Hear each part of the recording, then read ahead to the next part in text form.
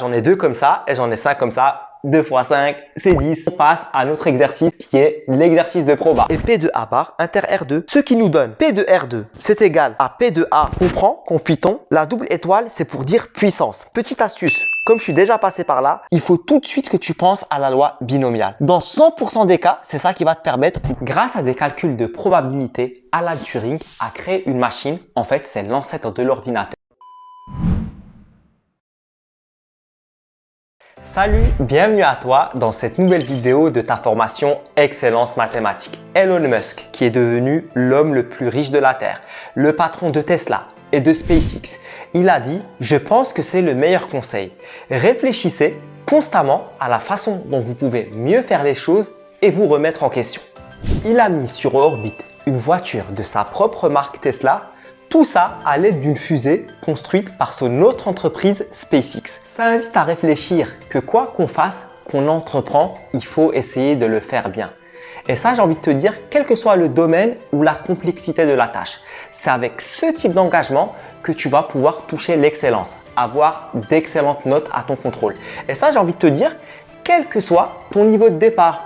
Parce que c'est sûr, hein, avec Excellence Mathématique, tu auras les meilleures explications. Et toi, de ton côté, tu dois donner le meilleur, faire ton maximum. Hein. Et c'est en faisant cela que tu verras tes notes, elles vont décoller comme les fusées d'Elon Musk. Ce qui te paraît peut-être compliqué aujourd'hui, demain, ça te paraîtra simple. Rappelle-toi juste quand tu apprenais tes tables de multiplication. Ça n'avait pas l'air évident. Maintenant, c'est easy peasy. Comme déterminer le nombre de carreaux dans ma tablette de chocolat. Là, j'en ai 2 comme ça et j'en ai 5 comme ça. 2 x 5, c'est 10. Et ouais. Voilà, maintenant que tout ça c'est dit, on passe à notre exercice qui est l'exercice de proba.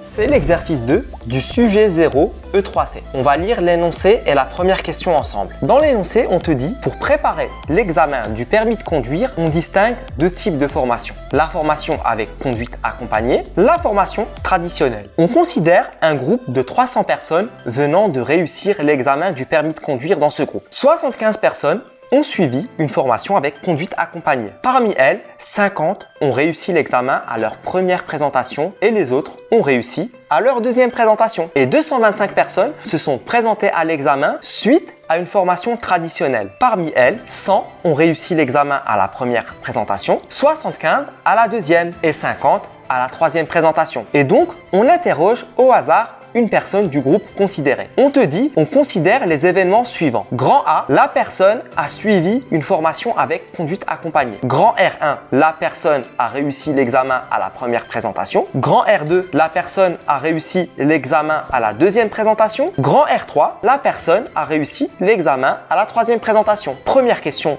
de l'exercice, on te demande de modéliser la situation par un arbre pondéré. Bon, déjà pour moi, un exo de proba, comme je le dis toujours, c'est un mélange d'exo de maths et de compréhension de français. T'as vu, l'énoncé, il est plutôt long et il y a plein d'informations importantes pour résoudre les questions. La bonne nouvelle, c'est que les exos de proba de ton programme de terminale, il y a rarement de surprises. C'est souvent structuré de la même manière avec les mêmes questions qui reviennent. Et c'est souvent en 2 parties qui traitent 2 notions distinctes de ton programme. Tu vas avoir une première partie de questions qui traitera sur les notions du programme liées aux probabilités conditionnelles, notamment comment réaliser un arbre de proba et compléter les différentes branches à l'aide des formules de probabilité conditionnelle. Et la deuxième partie, c'est généralement des questions qui vont porter sur des notions liées à la loi binomiale et aux successions d'épreuves indépendantes. Dit comme ça, c'est beaucoup de mots techniques, mais tu verras, je vais te montrer comment faire et tu vas voir, c'est beaucoup plus easy que ça en a l'air. Quand tu auras fait 2 ou 3 exos de proba type bac, tu vas te rendre compte que c'est toujours la même chose, c'est toujours pareil. Donc déjà, dans la première question, on demande de modéliser la situation par un arbre de probabilité. Et moi, j'ai déjà une question. Pourquoi on nous demande ça? Pourquoi un arbre? Et tu connais ma méthode. J'ai horreur de faire quoi que ce soit sans savoir et comprendre ce que je fais et pourquoi je le fais. Pour te résumer avec mes mots, un exo de proba, c'est un exo qui décrit une situation ou un événement quelconque et dont le résultat final va pouvoir prendre plusieurs issues possibles. Et tout l'enjeu, c'est de savoir quelle est la probabilité de tomber sur tel ou tel scénario. Et en fonction des données de l'énoncé, tu peux avoir une situation, un événement dont le résultat final va avoir plusieurs configurations possibles. Et nous, les êtres humains normaux, comme on n'a pas le cerveau d'Einstein, on ne peut pas se représenter toutes les situations dans notre tête. En tout cas, pour moi, c'est le cas. Mon cerveau, ce n'est pas un disque dur d'ordinateur et je dis souvent, il n'y a que Einstein qui a le cerveau d'Einstein.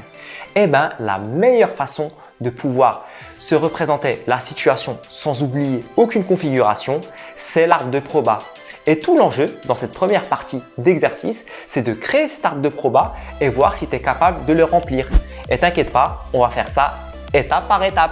Dans la question 1, on te demande donc d'être capable de traduire les données de l'énoncé sous forme d'arbre de probabilité. Pour la construction de l'arbre, on va faire ça en 2 étapes. Première étape, pour construire la structure de l'arbre, on comprend qu'il y a 2 catégories d'événements différents. Les événements liés au type de formation, soit la formation accompagnée grand A, soit la formation traditionnelle A bar. Et les événements liés au nombre de présentations nécessaires pour réussir l'examen, qui sont les événements R1, R2 et R3. Et comme mentionné dans l'énoncé, on te dit que parmi les gens qui ont réussi l'examen du permis de conduire, soit la personne a suivi une formation avec conduite accompagnée, ce qui correspond à l'événement grand A, ou la personne a suivi la formation traditionnelle, l'événement contraire, A bar. Et ça, on va le mettre dans le premier étage de l'arbre, avec grand A ici et A bar là. Le deuxième étage de l'arbre correspond au nombre de présentations effectuées pour réussir l'examen. Soit la personne a réussi l'examen à la première présentation, c'est l'événement R1, soit la personne a réussi l'examen à la seconde présentation, c'est l'événement R2, ou enfin, soit la personne a réussi l'examen à la troisième présentation. Ça, c'est l'événement R3. Mais cette dernière option, elle est disponible uniquement si la personne a choisi la formation traditionnelle. Ça veut dire qu'au deuxième étage de l'arbre,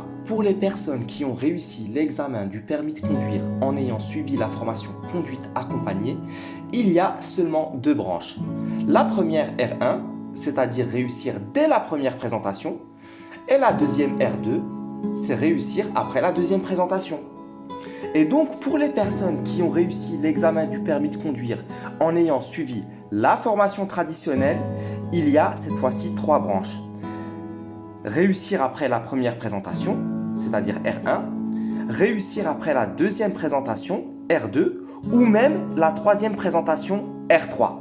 Passons maintenant à la deuxième étape où il faut compléter les branches de l'arbre. Donc pour les branches de l'arbre du premier étage, ça c'est easy. Par exemple, parmi les 300 personnes qui ont réussi l'examen, il y en a 75 qui ont suivi la formation avec conduite accompagnée. Et ça, c'est la probabilité de l'événement grand A, noté P2 grand A. Et c'est égal à 75 divisé par 300. Et ça, c'est égal à 1/4. Et ça veut dire que le reste des 300 personnes, c'est-à-dire il en reste 225, qui ont suivi la formation traditionnelle. La probabilité qu'elles aient suivi cette formation traditionnelle, qui se note P de grand A bar, qui est la probabilité de l'événement contraire de A, c'est égal à 225 divisé par 300. Et ça, c'est égal à 3/4. Et donc, une autre méthode pour déterminer ce P de grand A bar. Comme c'est l'événement contraire de P de A. Donc, P de grand A bar, c'est égal à 1 moins P de A, c'est égal à 1 moins 1/4. Et tu retrouves ton 3/4 à nouveau. Pour les branches du deuxième étage, elles correspondent à la probabilité de l'événement que tu es en train de calculer, c'est-à-dire le nombre de présentations effectuées pour réussir le permis. Et on sait que ces événements dépendent de ce qui s'est passé avant, c'est-à-dire que la personne a choisi soit la formation conduite accompagnée, soit la formation traditionnelle. C'est pour ça que dans ce chapitre, on appelle ça probabilité conditionnelle, parce que ça dépend de ce qui s'est passé avant. Si on prend la première branche ici, celle qui est tout en haut, elle correspond à la probabilité de réussir l'examen dès la première présentation, sachant que le candidat a suivi une formation accompagnée. Et ça se note P de R1 sachant A. Et comme on nous dit que parmi les 75 personnes qui ont suivi la formation conduite accompagnée, 50 personnes ont réussi l'examen après la première présentation. Donc P de R1 sachant A, c'est égal à 50 divisé par 75 et ça c'est égal à 2/3. Et même raisonnement pour la deuxième branche ici. Ça correspond à la probabilité de réussir l'examen après la deuxième présentation. Et ça se note P de R2 sachant A. Comme il reste 25 personnes parmi les 75, alors P de R2 sachant A, c'est égal à 25 divisé par 75, c'est égal à 1/3. Et de la même manière, tu vas pouvoir calculer les 3 branches du bas. P de R1 sachant A bar, P de R2 sachant A bar et P de R3 sachant A bar. Pour la première branche, P de R1 sachant A bar, on te dit que parmi les 225 personnes qui se sont présentées à l'examen suite à une formation traditionnelle, 100 parmi elles ont réussi l'examen à la première présentation. Donc P de R1 sachant A bar, c'est égal à 100 divisé par 225, ça c'est égal à 20 divisé par 45 et c'est égal à 4 sur 9. Pour la deuxième branche, P de R2 sachant A bar, on te dit cette fois-ci que ce sont 75 personnes qui ont réussi l'examen à la deuxième présentation, sachant qu'ils ont suivi la formation traditionnelle, c'est-à-dire 75 parmi 225. Et donc P de R2 sachant A bar, c'est égal à 175 divisé par 225 et ça c'est égal à 1 tiers. Pour la troisième branche, P de R3 sachant A bar, ce sont 50 personnes, les 50 personnes restantes qui ont réussi l'examen au troisième essai, sachant qu'ils ont suivi la formation traditionnelle, c'est-à-dire 50 parmi 225. Et donc P de R3 sachant A bar, c'est égal à 50 divisé par 225, c'est égal à 2 sur 9. Et petite remarque importante sur les arbres de proba à retenir. La somme des valeurs de chaque ensemble de branches que j'entoure sur le schéma vaut 1. Et ça, c'est valable quel que soit ton arbre. Pour l'ensemble 1, on a deux branches, P de A plus P de A bar et c'est égal à 1. Pour l'ensemble 2, ici, on a deux autres branches, P de R1 sachant A bar et P de R2 sachant A bar. Donc P de R1 sachant A bar plus P de R2 sachant A bar, c'est aussi égal à 1. Et pour l'ensemble 3, on a cette fois-ci trois branches. On a P de R1 sachant A bar plus P de R2 sachant A bar plus P de R3 sachant A bar. Et ça, c'est aussi égal à 1. Et pour en avoir le cœur net, on peut vérifier pour l'ensemble 3 où on a 4 neuvièmes plus 1 tiers plus 2 neuvièmes. Et ça, c'est égal à 4 neuvièmes plus 3 neuvièmes plus 2 neuvièmes. C'est égal à 9 sur 9 et c'est égal à 1. Donc ici, il n'y a pas de problème. Et si jamais ce n'est pas le cas, c'est-à-dire la somme ne fait pas 1, c'est que forcément tu as fait une erreur quelque part. Donc c'est une petite astuce qui te permet de vérifier si tu t'es trompé ou non. Maintenant, ce qu'il nous reste à faire pour compléter l'arbre entièrement, c'est de déterminer la probabilité au bout de chaque chemin à la fin de l'arbre. Par exemple, ce chemin-là tout en haut et au bout de ce chemin-là de l'arbre, ça correspond à la probabilité que le candidat ait fait la conduite accompagnée et qu'il a réussi l'examen à la première présentation. Et ça se note P de A inter R1. Et très simplement, pour comprendre que c'est une intersection, on va illustrer ça avec un schéma que tu as déjà dû voir au moins 1000 fois. Ça correspond à l'intersection entre le cercle formation conduite accompagnée, donc le cercle grand A, et le cercle réussir l'examen après la première présentation, le cercle R1. Et tu comprends logiquement que l'intersection, ça va être la même si tu as P de A inter R1 ou P de R1 inter A. Maintenant, pour calculer P de A inter R1, d'après la relation des probabilités conditionnelles, c'est le produit de l'étage 1, P de A, et de la branche du deuxième étage, P de R1 sachant A. Et donc au final, P de A inter R1 est égal à P de A fois P de R1 sachant A. Et ça, c'est égal à 1 quart fois 2 tiers et c'est égal à 2 divisé par 12 et c'est égal à 1 sixième. Et tu vois, cette formule qu'on a trouvée sur l'arbre, à la base, c'est une formule qu'il faut apprendre par cœur pour calculer l'intersection pour des probabilités conditionnelles. Mais maintenant qu'on a compris la construction de l'arbre, plus besoin de l'apprendre par cœur. On sait comment la retrouver. Et par exemple, moi quand j'étais à ta place au lycée, j'essayais de la retenir par cœur cette formule et j'étais toujours embrouillé. Je ne savais pas où c'est qu'il fallait mettre le grand A, le grand R1 et franchement, j'étais perdu. Mais maintenant que je sais comment la retrouver et je sais qui est quoi, c'est easy, plus besoin de se prendre la tête. Et bien évidemment, de la même manière, maintenant on va pouvoir calculer les probabilités au bout des 4 dernières branches de l'arbre, c'est-à-dire P de A inter R2, P de A bar inter R1, P de A bar inter R2 et P de A bar inter R3. Pour P de A inter R2, c'est égal à P de A fois P de R2 sachant A, ça c'est égal à 1 quart fois 1 tiers, c'est égal à 1 divisé par 12. Pour P de A bar inter R1, c'est égal à P de A fois P de R1 sachant A bar et ça c'est égal à 3 quarts fois 4 neuvièmes, c'est égal à 12 divisé par 36, c'est égal à 1 tiers. Pour P de A bar inter R2, c'est égal à P de A bar fois P de R2 sachant A bar et ça c'est égal à 3 quarts fois 1 tiers et ça c'est égal à 1 quart. Et pour P de A bar inter R3, c'est égal à P de A bar fois P de R3 sachant A bar, c'est égal à 3 quarts fois 2 neuvièmes et ça c'est égal à 6 sur 36 et c'est égal à 1 sixième. Et donc à nouveau ici, si tu fais bien attention, la somme de toutes les valeurs en fin de branche du deuxième étage, ça fait 1. Et ça, c'est également pratique, c'est un indicateur qui va te permettre de vérifier si tu as juste ou pas. Si ce n'est pas égal à 1, c'est que normalement, tu as dû faire une erreur à un moment ou à un autre. Et bon, voilà, on a fini la question 1. Pour résumer tout ce qu'on vient de dire, je veux que tu retiennes 3 choses. La première, c'est que la somme des probas de chaque ensemble de branches, ça vaut 1. La deuxième, c'est que la somme des probas en bout de chemin de l'arbre, qu'on appelle aussi les nœuds de l'arbre, ça vaut également 1. Et la troisième, c'est que l'intersection de deux événements, par exemple si on prend l'événement A et l'événement R1, ça va être le produit de la première branche de l'arbre P de A fois la deuxième branche de l'arbre P de R1 sachant A. J'ai également un conseil précieux à te donner. La prochaine fois que tu seras dans un exercice de probabilité, je veux absolument que tu décrives la situation par un arbre de proba, que ce soit explicitement demandé dans les questions ou pas. Et je veux absolument que tu écrives littéralement à quoi correspond chaque branche de l'arbre, c'est-à-dire P de A, P de R1 sachant A, P de A inter R1. Et une fois que tu as fait ça, là tu complètes avec les valeurs numériques de chaque branche. Et donc tu verras, une fois que tu auras fait tout ça, tu vas te rendre compte que tu auras répondu à plein de questions de l'exercice. Et c'est ce qu'on va voir. Passons maintenant à la question 2, la petite a. On te dit calculer la probabilité que la personne interrogée ait suivi une formation avec conduite accompagnée et réussi l'examen à sa deuxième présentation. Si je traduis cette question en langage mathématique, ça correspond à calculer P de A inter R2. C'est la proba que la personne ait fait la formation avec conduite accompagnée, grand A, et réussi l'examen à la deuxième présentation, R2. Ici, le mot important de la phrase, c'est « et ». Et dès que tu vois ce mot, il faut que dans ta tête, tu penses direct à l'intersection. Et nous, ça, P de A inter R2, on l'a déjà calculé dans l'arbre. C'est à cet endroit-là.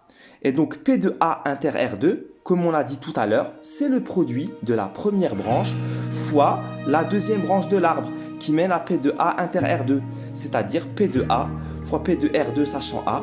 Et ça, c'est égal à 1 quart fois 1 tiers, et c'est égal à 1 douzième.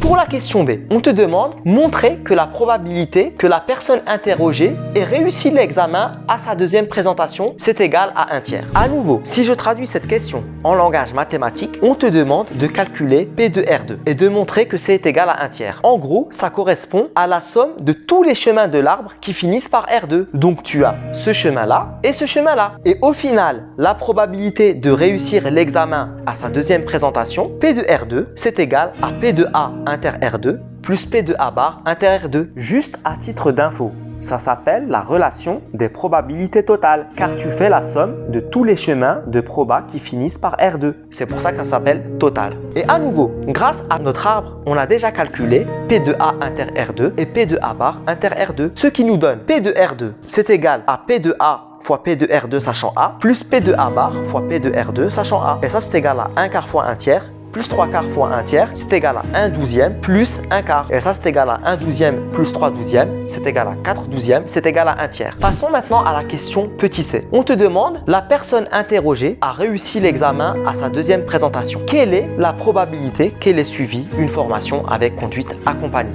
Si on traduit cette phrase en langage mathématique, on te demande de calculer P de A sachant R2. Et si tu regardes sur l'arbre de probabilité que tu as construit, tu ne trouveras nulle part cette expression dans une branche. Quand c'est comme ça, j'ai une méthode infaillible. Ce qu'il faut faire, c'est ce qu'on appelle construire l'arbre inverse. C'est l'arbre inverse au premier que tu as fait. C'est-à-dire, cette fois-ci, tu mets au premier étage les événements liés au nombre de présentations réalisées pour réussir l'examen, R1, R2 et R3. Et au deuxième étage, les événements liés au type de formation, conduite accompagnée ou formation traditionnelle, A bar et A. On va construire le nouvel arbre avec la même méthode qu'on a utilisée pour construire le précédent. C'est-à-dire, avant de remplacer les branches de l'arbre avec des résultats numériques, je veux toujours que tu écrives ce que chaque branche représente littéralement.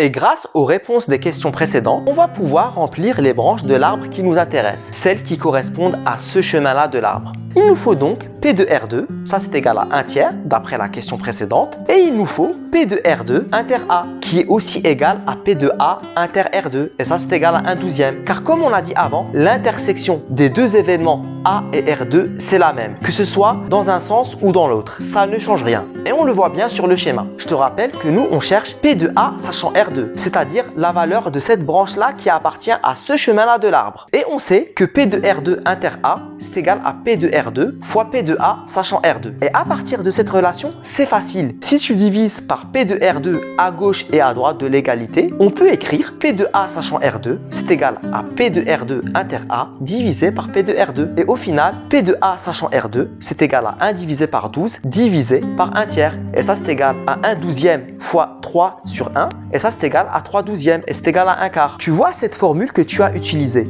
P de A sachant R2, c'est égal à P de R2 inter A divisé par P de R2. Et comme je t'ai dit avant, à la base, c'est une formule qu'il faut connaître par cœur et à appliquer. Mais maintenant que tu sais d'où elle vient et comment la retrouver, et personnellement, jusqu'à ce jour, je ne l'ai jamais apprise par cœur. J'ai jamais eu besoin de le faire car je sais comment la retrouver. En résumé, dans cette deuxième partie d'exercice, je veux que tu retiennes deux choses. La première, c'est comment calculer, déterminer des probabilités totales, comme déterminer P de R2. C'est la somme des probas en bout des chemins qui finissent par R2. Et la deuxième, si tu es dans le cas d'un exercice de probabilité conditionnelle et que tu as une intersection entre deux événements, comme entre l'événement A et l'événement B, comment calculer P de B sachant A? En fait, ça va être égal à P de A inter B divisé par P de A. Et ça, tu le retrouves grâce à l'arbre. Plus besoin de l'apprendre par cœur cette formule.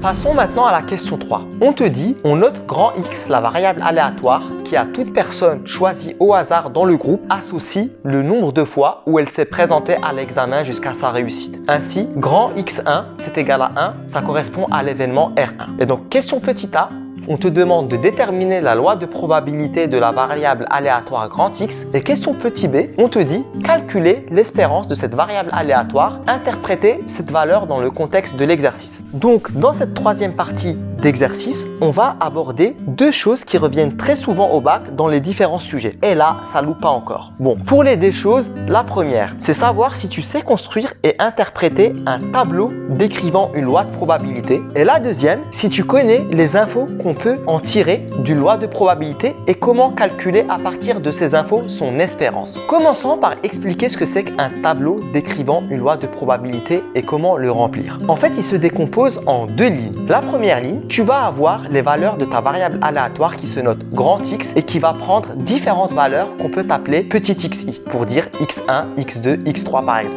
Et la deuxième ligne, ça correspond à la probabilité d'obtenir ta variable aléatoire. Et ça se note P de grand X est égal à xi, c'est-à-dire P de grand X est égal à x1 ou P de grand X est égal à x2. Et ça va prendre différentes valeurs qu'on va appeler PI. Par exemple, P1 pour P de grand X est égal à x1 ou P2 pour P de grand X est égal à x2. Tout ça, ça va nous donner le tableau de cours suivant. Pour le comprendre, on va utiliser un exemple que j'aime beaucoup, qui permet de comprendre le cas général. C'est celui du lancer de dés équilibré à 6 faces. Pour la première ligne du tableau, les différentes valeurs de ta variable aléatoire grand X vont être les valeurs que va prendre le dé quand tu le jettes, c'est-à-dire 1, 2, 3, 4, 5 ou 6, puisque le dé a 6 faces. Et on remplit la première ligne du tableau, c'est-à-dire x1 est égal à 1, x2 égale à 2 et ainsi de suite. Pour la deuxième ligne, ça correspond à la probabilité de tomber sur une des faces du dé. Comme c'est un dé équilibré à 6 faces, la probabilité de faire un 1, c'est égal à 1 sixième. De faire un 2, c'est aussi égal à 1 sixième.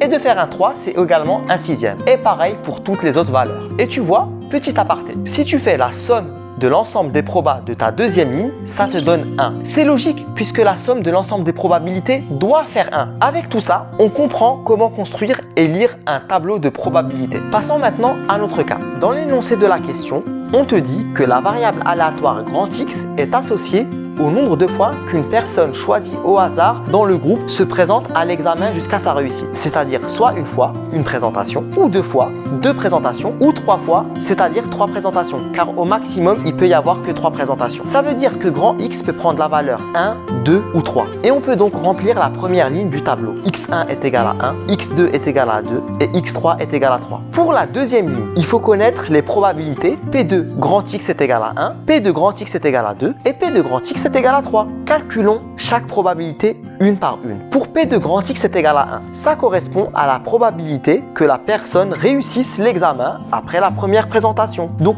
P de X est égal à 1. C'est en fait P de R1. Et P de R1, si on revient à notre arbre de proba, ça correspond à tous les chemins de l'arbre qui finissent par R1, c'est-à-dire celui-là et celui-là. Donc au final, P de grand X est égal à 1, c'est égal à P de R1, c'est égal à P de A inter R1 plus P de A bar inter R1. Et ça, c'est égal à P de A fois P de R1 sachant A, plus P de A bar fois P de R1 sachant A bar. Et ça, c'est égal à 1 quart fois 2 tiers, plus 3 quarts fois 4 neuvièmes, et c'est égal à 1 demi. Pour P de X égale 2, ça correspond à une personne qui a réussi l'examen à la deuxième présentation. Donc P de X égale à R2, c'est P de R2. Et P de R2, on l'a déjà calculé, ça dans la question 2B. C'est égal à 1 tiers. Et pour finir, P de X est égal à 3. Ça correspond à une personne qui a réussi l'examen après la troisième présentation. Donc c'est P de R3. Et là, pour cette dernière case du tableau de la loi de probabilité, il y a deux méthodes pour calculer P de X est égal à 3, qui est égal, on a dit, à P de R3.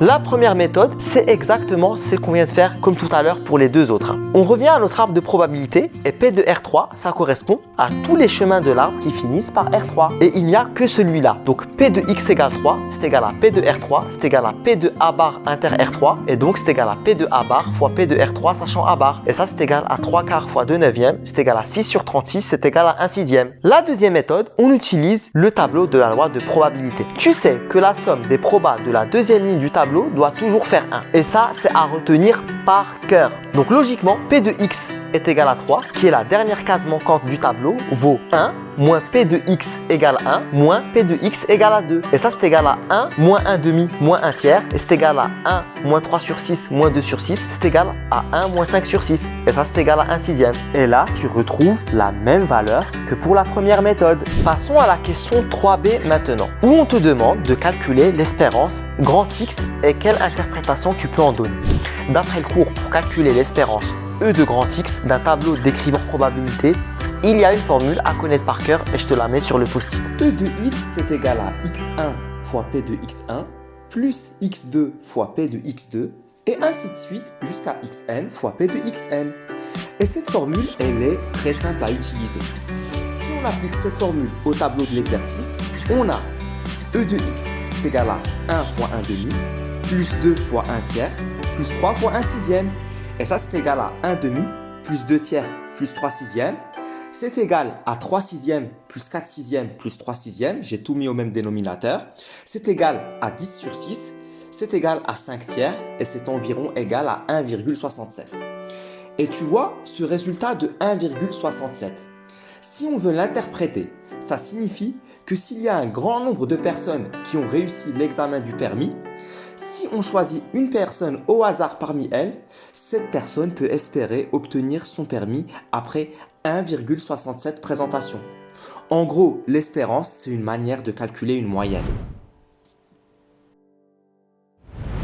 Passons maintenant à la dernière partie de l'exo avec la question 4. Dans la question 4, on te dit, on choisit successivement et de façon indépendante n personnes parmi les 300 du groupe étudié, où petit n est un entier naturel non nul. On assimile ce choix à un tirage avec remise de n personnes parmi les 300 du groupe. Et on admet que la probabilité de l'événement R3 c'est égal à 1 sixième. Question petit a, dans le contexte de cette question, préciser un événement dont la probabilité est égale à 1 moins entre parenthèses 5 sur 6 puissance n. Et on te dit, on considère la fonction pitance seuil ci-dessous, où P est un nombre réel appartenant à l'intervalle 0 exclu 1.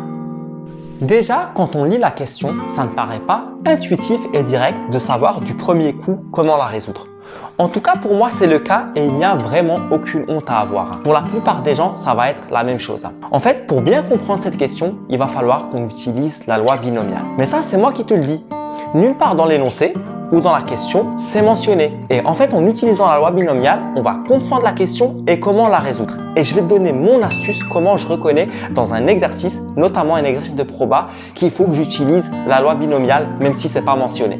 Quand tu as un exo de proba et que tu as une expérience qui se répète plusieurs fois de manière identique, et c'est le cas ici, car on te dit dans l'énoncé qu'on a un tirage avec remise, c'est le mot remise ici qui est important. Parce que c'est ce mot qui fait comprendre que c'est une expérience identique qu'on répète. Si tu es dans ce cas-là, et si dans l'énoncé, tu reconnais la présence de ces deux mots, le mot aléatoire et indépendant ou quelque chose qui y fait référence, alors ça doit faire ding ding ding dans ton cerveau. Automatiquement, il faut tout de suite que tu penses à la loi binomiale. Dans 100% des cas, c'est ça qui va te permettre de comprendre et résoudre la question. Ici, le mot indépendant, on le voit tout de suite. C'est marqué texto dans l'énoncé. Et pour le mot aléatoire, c'est pas marqué explicitement, mais c'est le fait ici que ce soit un tirage avec remise où on choisit N personnes parmi 300 qui nous fait comprendre qu'on a affaire à une expérience aléatoire. Maintenant que tu sais comment identifier dans un exo de proba que tu dois utiliser la loi binomiale, avant de résoudre les exos, on va faire un rappel de cours. Pour résumer, d'après le cours, on utilise la loi binomiale lorsque tu as une même épreuve aléatoire indépendante qui est répétée plusieurs fois et qui admet uniquement deux issues possibles, soit un succès, soit un échec. Et ça, c'est ce qu'on appelle également un schéma de Bernoulli, qu'on peut également décrire par un arbre de proba.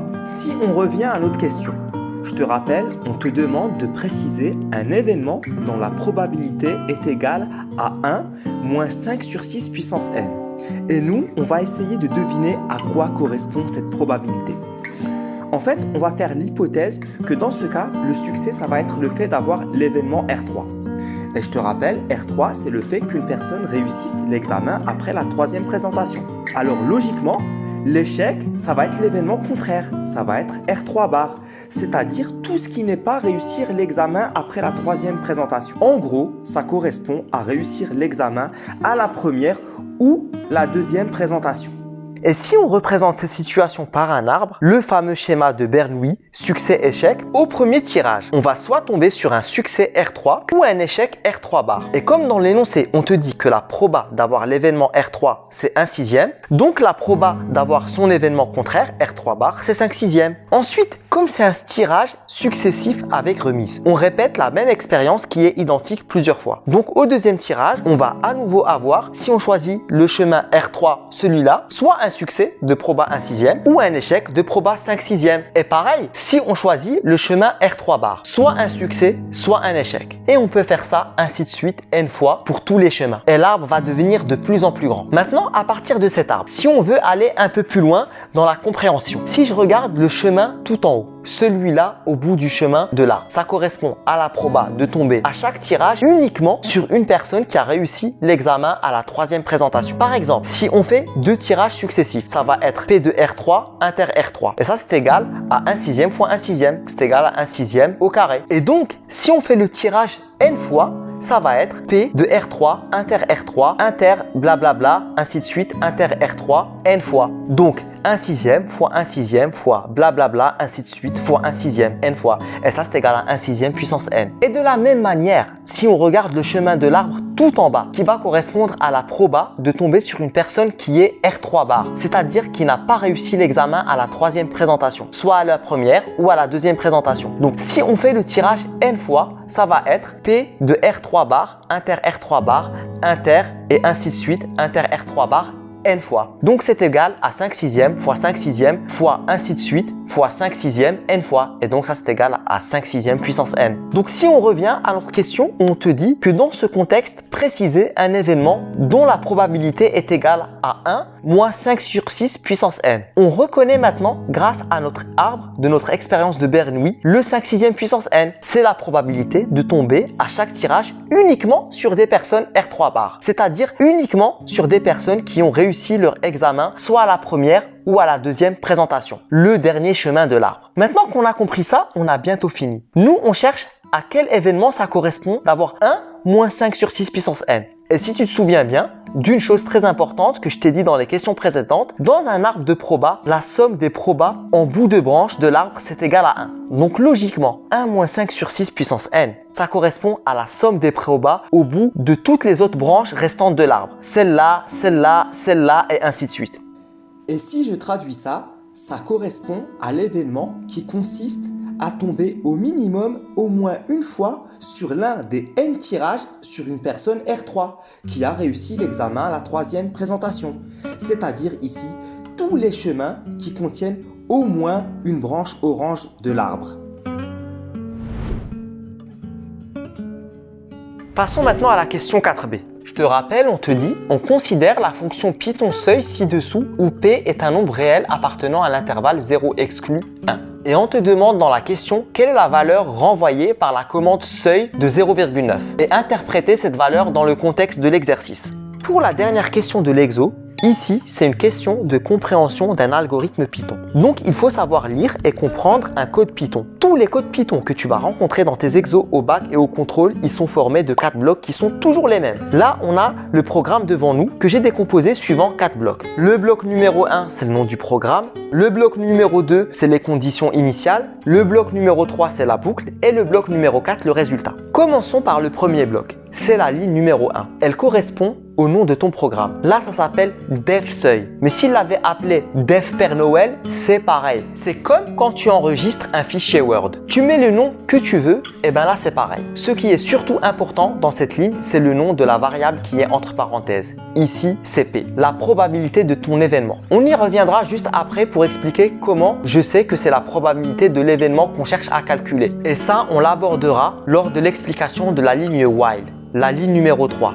Où on retrouve à nouveau ce P. Il faudra saisir une valeur numérique pour cette variable P, pour faire fonctionner ton programme. En gros, pour quelle valeur de P tu veux que ton programme te donne un résultat à la fin du code. Et ton résultat final se lit sur la dernière ligne du code, au niveau du bloc numéro 4. Et donc, la commande return n qui donne le résultat que tu vas avoir en sortie de ton code, c'est-à-dire ton nombre de personnes. D'ailleurs, on te dit dans l'énoncé que n, c'est le nombre de personnes parmi les 300 du groupe. Maintenant, au bloc numéro 2, c'est là qu'on donne les conditions initiales au programme. En gros, ton programme a besoin de valeurs de départ pour utiliser là ou les formules qui vont être dans le bloc numéro 3, celle qui va être dans la boucle while. Dans notre cas, on n'a qu'une seule valeur initiale. La valeur de départ, c'est petit n est égal à 1, pour faire commencer à faire tourner la formule du bloc numéro 3, la boucle. Maintenant, passons à ce fameux bloc numéro 3, qui est le plus important et qui est le cœur du programme. C'est celui qui va de la ligne while jusqu'à l'avant-dernière ligne. C'est ce qu'on appelle la boucle, car il va utiliser la formule qui est dans ce bloc en boucle. Ça repose sur le principe des itérations, c'est-à-dire tu vas faire tourner ton programme en boucle plusieurs fois jusqu'à ce que la condition que tu as décrite dans ta formule ne soit plus respectée. Et là, le programme va s'arrêter. Dans ce bloc-là, tu vas trouver la formule que tu veux utiliser pour le calcul. Dans notre cas, c'est celle de la question précédente, qui correspond à l'événement 1 moins 5 sur 6 puissance n. Ici, tu comprends qu'en Python, la double étoile, c'est pour dire puissance. Petite astuce, comme je suis déjà passé par là, des programmes comme ça, pour des exercices du bac, j'en ai fait plein dans ma vie. Et d'après mon expérience, très souvent, il est fort probable que tu vas te servir d'une ou plusieurs formules que tu as utilisées dans la question précédente. Et encore une fois, ici, ça ne loupe pas. C'est exactement le cas.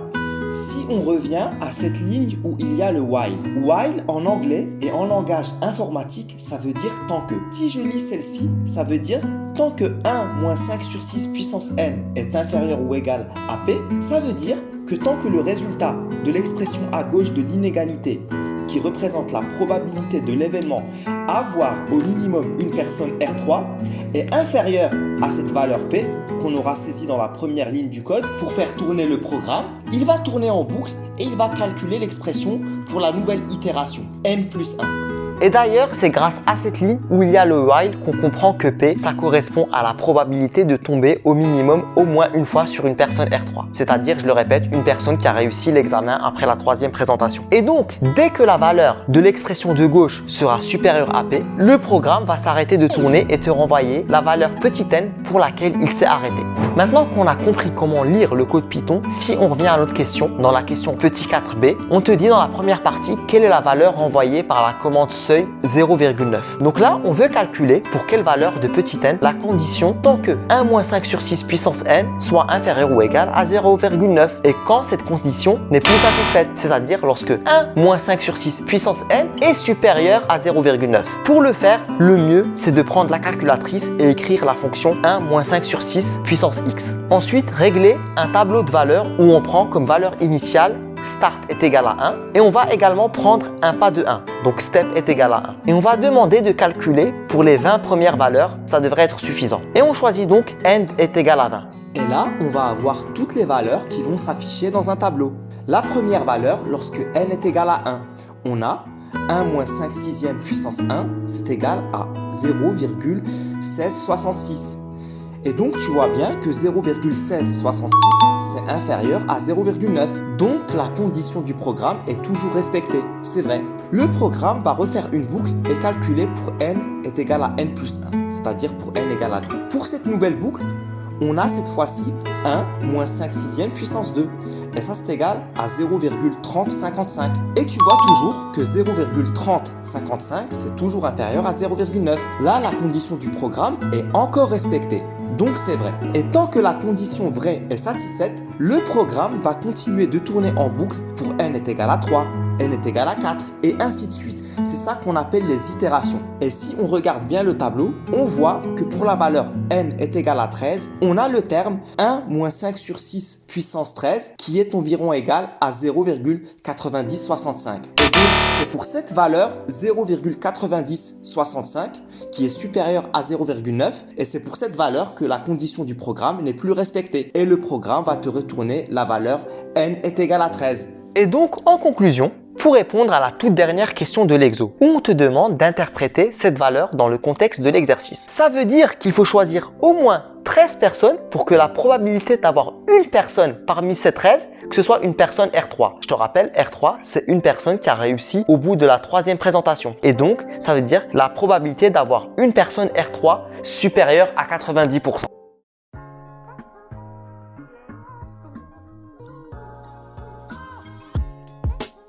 Voilà, c'est fini pour cet exercice. Et pour l'instant, sagesse et culture G, j'ai envie de rendre hommage à l'un de nos plus grands mathématiciens qui, grâce à des calculs de probabilité, a permis l'invention de l'ordinateur. Il a aussi combattu et fini la Deuxième Guerre mondiale et on dit même que son histoire est à l'origine du design du logo d'Apple. Il s'agit d'Alan Turing.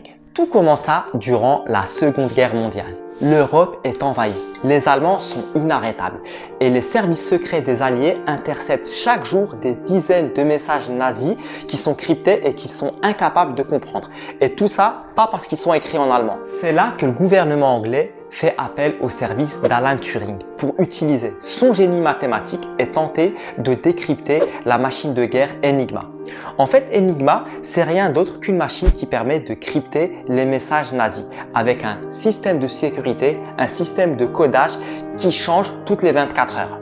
En fait, les Allemands, ça leur permettait de pouvoir communiquer entre eux sans être espionnés. Grâce à des calculs de probabilité, Alan Turing a créé une machine, en fait c'est l'ancêtre de l'ordinateur, qui permettait de décrypter le système de codage de la machine Enigma et ça en moins de 24 heures, avant que le système de codage d'Enigma ne change. Et franchement, ça c'est un challenge en soi, car Alan Turing, il n'avait pas de pierre de Rosette comme Champollion pour décrypter et traduire les hiéroglyphes. En fait, pour l'anecdote, ce qui l'a aidé, c'est quand il a compris que la plupart des messages nazis commençaient par deux mots, Heil Hitler. Et c'est ça qui lui a fait office de pierre de Rosette. Et rien qu'avec ce Heil Hitler, il a pu déterminer chaque jour en moins de 24 heures l'unique combinaison d'énigmas possible parmi des milliards de possibilités d'agencement et de lettres qui permettaient de décrypter les messages que les nazis, les Allemands s'envoyaient entre eux. Et ça, le faire en moins de 24 heures, seule une machine peut le faire. Un ordinateur. Et oui, il a décrypté Enigma sans connaître aucun mot d'allemand, ou j'ai envie de dire seulement les deux mots qu'il fallait. Et grâce à ça, les Alliés pouvaient espionner à leurs insus les nazis. Ils savaient exactement l'endroit, la nature et les dates de toutes les attaques. Les experts ont estimé que les travaux d'Alan Turing ont permis d'écourter le conflit de plusieurs années et de sauver ainsi de précieuses vies humaines.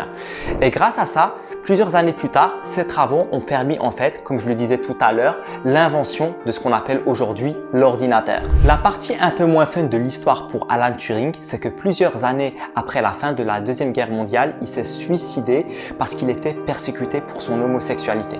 En fait, il a croqué dans une pomme qui avait du cyanure et certains disent que c'est cet événement-là qui a créé, ou plutôt l'invention du design du logo d'Apple. Voilà, c'est fini pour cette vidéo et je t'invite à consulter la prochaine vidéo de ta formation Excellence Mathématique. Allez, ciao ciao!